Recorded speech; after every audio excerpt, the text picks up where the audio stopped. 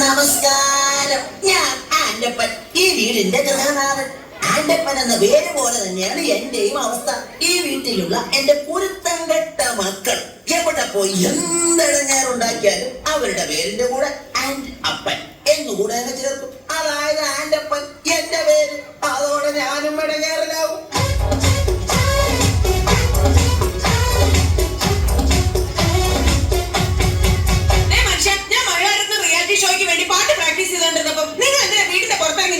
ഞാൻ പുറത്തിറങ്ങി നിന്നില്ലെങ്കിലേ നാട്ടുകാരെ വിചാരിക്കും ഞാൻ നിന്നെ പിടിച്ച് തല്ലിയിട്ട് നീ കിടന്ന് കരയുകയാണെന്ന്. ഞാൻ പാട്ട് മാത്രമല്ല, ഭരതനാട്യം, മോഹിനിയാട്ടം, കുച്ചിപ്പുടി, കഥകളി, ഓട്ടംതുള്ളൽ, മോണോ ആക്ട്, ഇതിനൊക്കെ ഞാൻ പ്രാക്ടീസ് ചെയ്യുന്നുണ്ട്, അറിയോ? ഇതാണ് ആൻഡപ്പന്റെ ഭാര്യ റോസിക്കുട്ടി. റിയാലിറ്റി ഷോയിൽ പങ്കെടുത്ത് താരമാകാൻ അരയും തലയും മുറുക്കി ഒരുങ്ങിയിരിക്കുകയാണിവർ.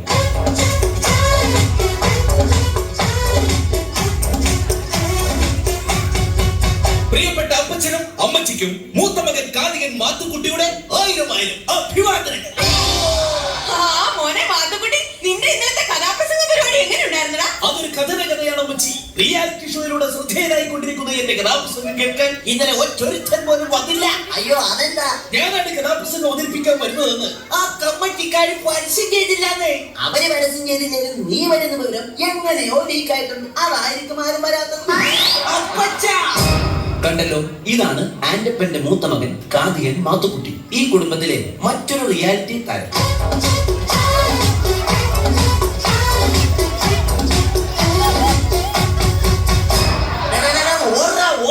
എന്റെ കൺമുമ്പിൽ കണ്ടുപോയത് അവന്റെ ഒരു ഒടുക്കത്തെ സിനിമാറ്റിക് ഡാൻസ്.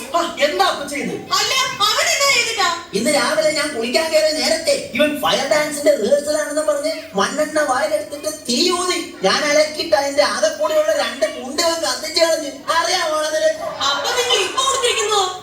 ഇത് നിന്റെ അടിപ്പാവാടയാ. ഈ വന്നതാണ് ഈ വീട്ടിലെ ഇളയ താരം, സിനിമാറ്റിക് ഡാൻസുകാരൻ ജോണിക്കുട്ടി. ഇതും മറ്റൊരു റിയാലിറ്റി താരമാണ്. ചാനലൊന്ന് തുറക്കുമ്പോൾ കാണാമതിലെന്നും റിയാലിറ്റി ഷോയുടെ തരംഗം. എത്ര എത്ര കലകളെ പലരും എടുത്തിട്ട് SMS കുരുക്കുവാൻ വരണം. എന്റെ കർത്താവേ, ഇത് ഞാൻ എങ്ങനെ സഹിക്കും? എടീ, ഇറങ്ങി വാ ഇങ്ങോട്ട്. എന്റെ മോന്റെ ഭാര്യയാണെന്നൊന്നും ഞാൻ നോക്കത്തില്ല. ഇറങ്ങി വരാൻ. എന്നാടി റോസക്കുട്ടി? നിങ്ങൾ അറിഞ്ഞോ, ഞാൻ മറുകാലത്തിന്റെ അടുത്ത എപ്പിസോഡിൽ ഉടുക്കാൻ മേടിച്ച പുത്ത സാരി എടുത്ത് നിങ്ങളുടെ മരുമോളുണ്ടല്ലോ ആഗ്രഹം വന്ന വെള്ളപ്പൊക്കക്കാർക്ക് എടുത്ത് കൊടുത്തിരിക്കുന്നു. അഹങ്കാരി. അതിന് നിന്നെ പിടിച്ചാലും വെള്ളപ്പൊക്കക്കാർക്ക് കൊടുത്തില്ലല്ലോ. വേണേൽ അവൾ അതും ചെയ്യും, അതിന്റെ അപ്പുറം ചെയ്യും. എടി മോളെ, ഇങ്ങോട്ട് പാടി. നിന്നെ ഇന്ന് ഞാൻ എന്താ നിങ്ങൾ കൊണ്ട് തുറക്കുന്നത്? എടി, അമ്മയ്ക്കൊരു സാരി പിച്ചക്കാർക്ക് എടുത്തു കൊടുത്തോ? ഓ, റിയാലിറ്റി ഷോ.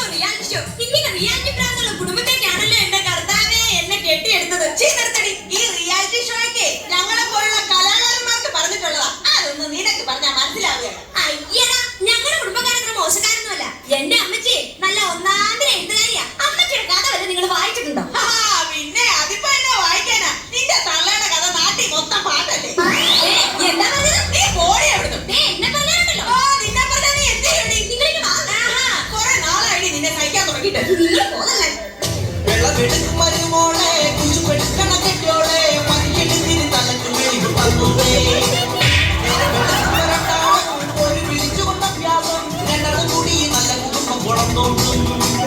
കെട്ടുവക്കുള്ളൊരു നാക്കും, വൈകി വന്നൊരു വാക്കും, എത്ര കുടുംബം കലക്കി നാട്ടി. പെണ്ണുങ്ങളെ നിങ്ങളിങ്ങനെയായ ഭർത്തം.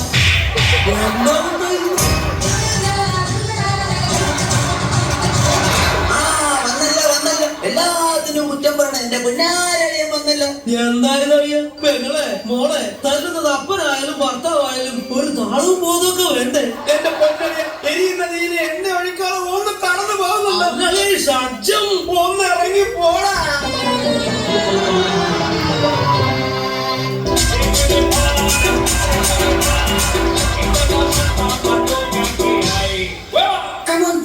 റിയാലിറ്റി ഷോയിലെ സൂപ്പർ താരമാണ് എന്റെ കൂടെ ഡാൻസ് പഠിക്കാൻ പറ്റിയത് നിങ്ങളുടെ ജീവിതത്തിലെ ഭാഗ്യം മാത്രമായിട്ട് കരുതിയാൽ മതി. ആദ്യമായി നമുക്ക് പുതിയ സ്റ്റെപ്പ് പഠിക്കാം. 3, 4.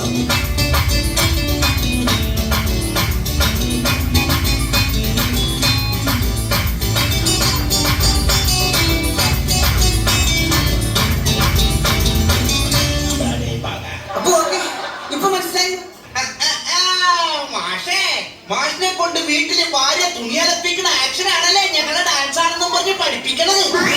ഈ സ്റ്റെപ്പ് ഞങ്ങൾ അടിച്ച് തകർക്കും. 3, 4.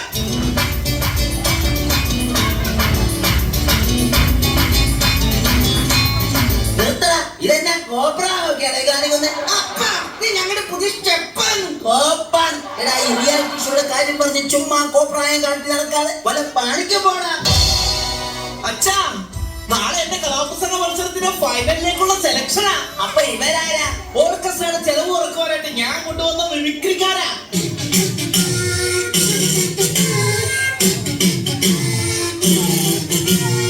എടാ മാത്തുക്കുട്ടി, നിന്റെ കഥ ഇതുവരെ അമ്മച്ചി കേട്ടില്ലല്ലോടാ. നിങ്ങൾക്ക് വേണ്ടി കഥയുടെ ഒരു ചെറിയ ഭാഗം ഞാൻ ഇവിടെ അവതരിപ്പിക്കുകയാണ്. Correct music. അതാ കിഴക്കേ ചക്രവാളത്തിൽ പ്രഭാതം പൊട്ടിവിടും. എന്താണത് മനസ്സിലായി? ഇത് സുപ്രഭാതം പൊട്ടിവിടുന്ന സൗണ്ടാണ്. 1975 കോമഡി ആയിട്ടാവും വരും. എടാ പൊന്നുമോനെ, നീ കഥ പറ.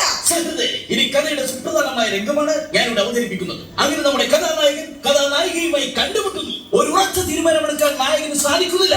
നായകന്റെ കൂടെ പോകണോ അതോ തിരിച്ച് വീട്ടിലേക്ക് പോകണോ എന്നൊരു തീരുമാനമെടുക്കാൻ നമ്മുടെ നായകന് കഴിയുന്നില്ല. നായകന്റെ കൂടെ പോകണോ അതോ വീട്ടിലേക്ക് പോകണോ? വീട്ടിലേക്ക് പോകണോ അതോ നായകന്റെ കൂടെ പോകണോ? നായകന്റെ മനസ്സു വീണ്ടും അങ്കമാലിയിലായി.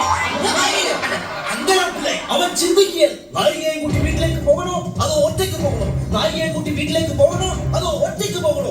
അങ്ങനെ പ്രതിസന്ധിയിലായ നായകൻ ദുഃഖഭാരത്താൽ പുഴയിലേക്ക് എടുത്തൊരു ഒറ്റച്ചാട്ടം. സത്യത്തെ വെള്ളത്തിൽ നിന്നും ഇങ്ങനെ മുങ്ങിപ്പൊങ്ങിക്കൊണ്ട് അവൻ കരയിൽ നിൽക്കുന്ന നായികയെ നോക്കി പറഞ്ഞു. ഇട വെള്ളത്തിൽ നിന്ന് പൊങ്ങി വന്നവൻ കരയിൽ നിൽക്കുന്ന നായികയെ നോക്കി പറഞ്ഞു. നായികയെ നോക്കി പറഞ്ഞു, ഒന്ന് ഇറങ്ങി പോടാ. ഇവർ പങ്കെടുത്ത റിയാലിറ്റി ഷോയിലെ ഒരു കടുത്ത മത്സരത്തിന് ശേഷം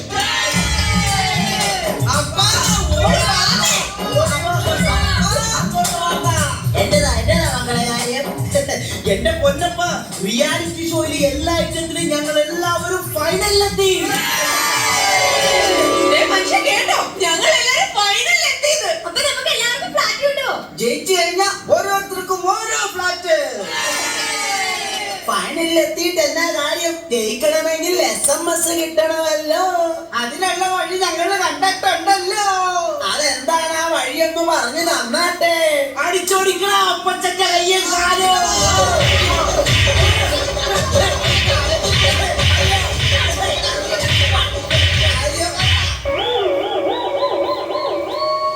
എന്തിനാടാ അപ്പന്റെ കയ്യും കാലും തല്ലി ഓടിച്ചത്?